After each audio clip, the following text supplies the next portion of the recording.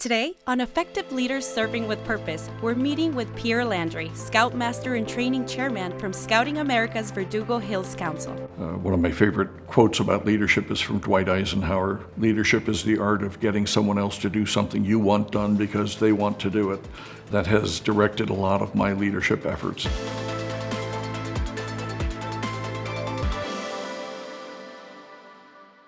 One of my mentors in scouting said, in scouting, if you're not having fun, you're not doing it right. And he's absolutely right. Scouting is fun.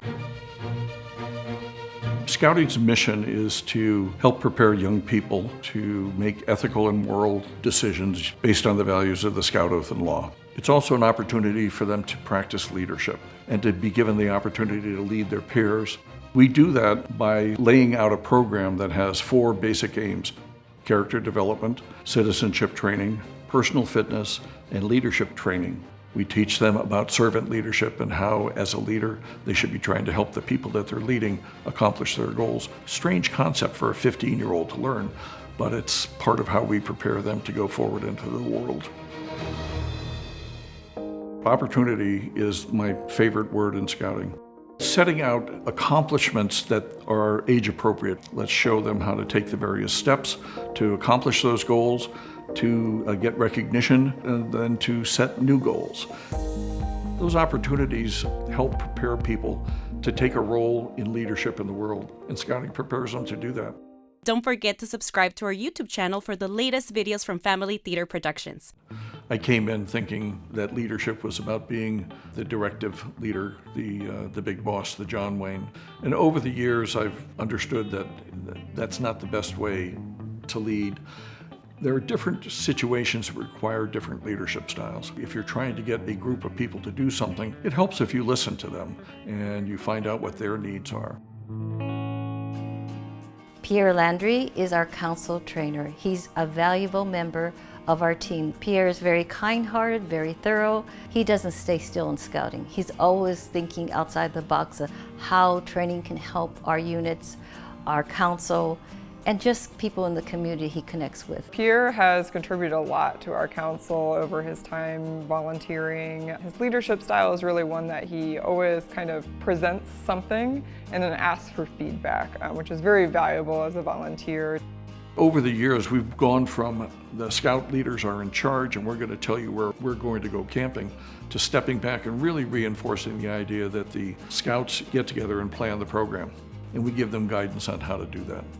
We teach them that leadership is a team effort. The senior patrol leader may be the head of the troop. He or she needs lots of help, and that's where the other leaders come in. The quartermaster, webmaster, the bugler, all of these are part of a team that helps lead the troop.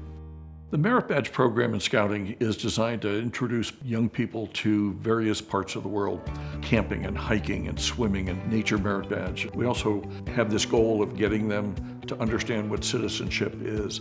Citizenship in the community, in the nation, in the world, and in society. You get exposed to topics that you'd have no idea of, and oh, wow, this is kind of interesting. There's something like, I think currently 135 merit badges, but mostly we want them to learn about things that will serve them well for the rest of their lives. In 2016, they allowed girls to come into Scouts. Technically, they have a separate girls troop and a separate boys troop. Bringing young ladies into the program has been very beneficial for them, but also for us. They bring an enthusiasm. It's important that the young people work together and understand that it's not about gender. It's a great program. Why should they be just limited to one gender? The scouting program is available to all of these young people, and we want to make sure that everybody feels welcome. When we welcomed young women into the program, I think we had a lot of skeptics from people that had been involved with what was Boy Scouts of America at the time. A lot of the first girls that we had involved with the program were siblings. They were the daughters maybe of an Eagle Scout, and they were super driven. But I think really when you look at our mission, it's not gender specific. It comes back to young people learning leadership and skill building.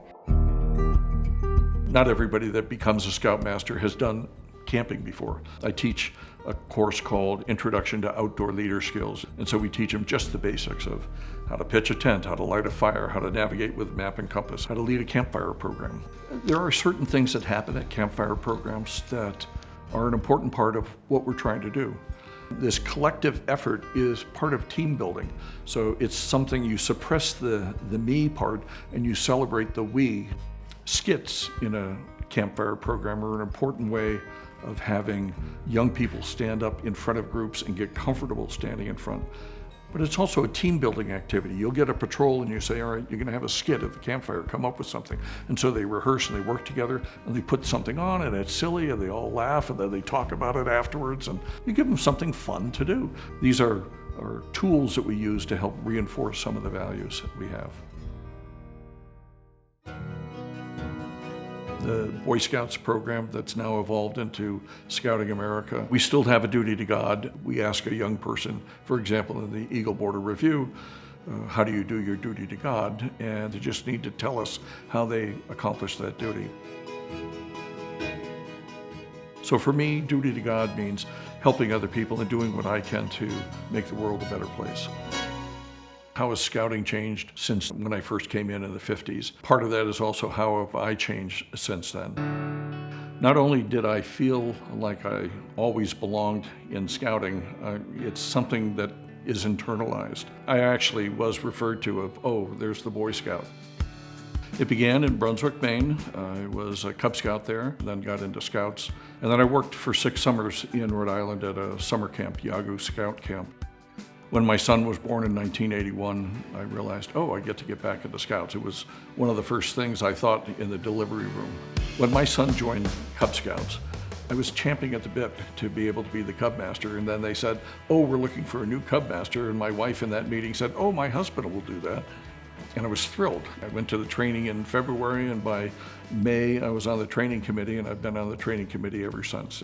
I love being at the front door of Scouting and telling people, come on in, it's a lot of fun.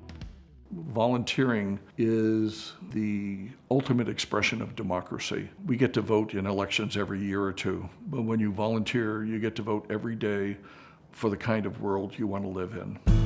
The family is so critical to scouting at every level. In the Cub Scout program, people go on campouts together as a family. When we get to Scouts BSA, I'm fond of saying that one of the reasons Scouts get to be Eagle Scouts is because they had a good support structure. A Scout whose parents are involved has a much better experience in Scouting. People step up to become a volunteer leader in Scouting because they want their child to have a good experience. And so we need to make sure we reach out and say, would you like to join the team? You don't have to be the Scoutmaster. We've got lots of other jobs. We would love to have more people step up and say, yeah, I can do something here.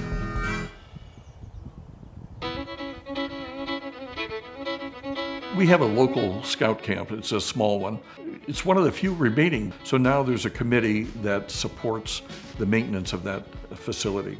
We all love that little camp. It's about 5 acres, but it's nestled in the Angeles National Forest. We have a nice large field for lots of activities. We have campsites and a dining hall. So we go up there and we have a good time. I have a good friend, Dave Lear, who has every tool known to man. And as I go up and help him do things, I'm the type that hangs onto the board as he's cutting it. That's about my skill level. It's a labor of love. To be out there in nature with nobody else around is very wonderful. It's a spiritual retreat to get away.